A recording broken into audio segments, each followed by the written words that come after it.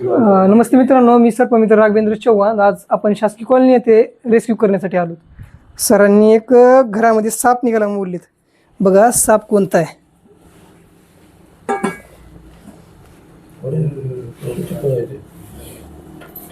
हे का सापांमध्ये एक पेपर द्या.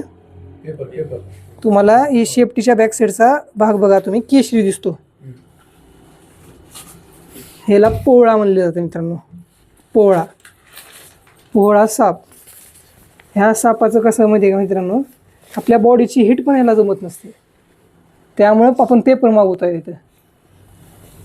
अतिशय सुंदर आणि जे भारतामध्ये नंबर 5 ह्या पोझिशनला येणारा साप आहे. हा न्यूरोटॉक्सिक वेनम असते ह्याचं. आणि हा ज्यासारखा दुसरा एक जात आहे, त्याला आपण काळा तोंड्या म्हणतो. त्याच्या पोटाकडली बाजू ही केशरी नसते, त्याची ही पांढरी असते. ही राखाडी कलर, तोंड काळं असतं आणि पट्ट्या म्हणजे शेपटीकडली बाजू 2 पट्ट्या असतात मित्रांनो. बघून घ्या तुम्ही. आपल्या घराकडे ह्याला वाळा म्हटलं जातं. वाळा नाही, हा पोळा आहे मित्रांनो. वाळाचीही तुम्हाला फोटो दाखवतो आणि ह्याचीही बघून घ्या. दोन्हीमध्ये फरक आहे. आणि हा सापाची सगळ्यात मोठी साईज ही भेटलेली आपल्याला. म्हणजे ह्याची जन्मताच एक 10 सेंटीमीटर एवढी हाईट असते. हा सगळ्यात मोठा भेटला आपल्याला आतापर्यंतचा सगळ्यात मोठा साप ह्या जातीमध्ये. काहीच करत नाही. सर्वात जे छोटे जीव असतात ना, त्याच्यासाठी डेंजर आहे. कसं दिसायला कलर होते जात चमक मारायचे बटले देते.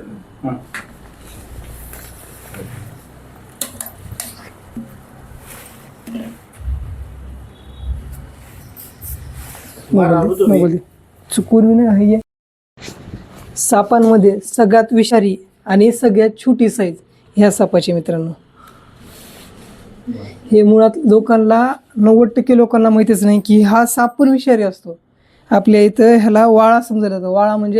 वाळा म्हणजे ते घोड्याच्या कानामध्ये जाणारा किडा असतो ना, ते समजलं जातं.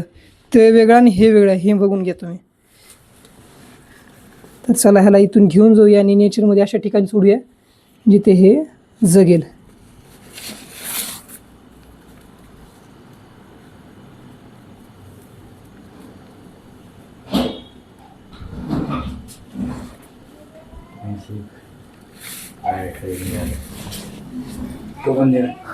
कुठेही साप निघाले मित्रांनो, तर जवळचे जे सर्पमित्र आहेत त्यांच्याशी संपर्क करा. नाहीतर वन विभागाचा नंबर आहे 1926.